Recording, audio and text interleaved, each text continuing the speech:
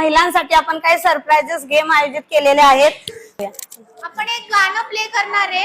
गाण्यामध्ये यातली कुठली प्रॉपर्टीज येते, म्हणजे शब्द येतोय आणि वस्तू इथे ती गाण्यात येते, ते उचलायचंय पटकन.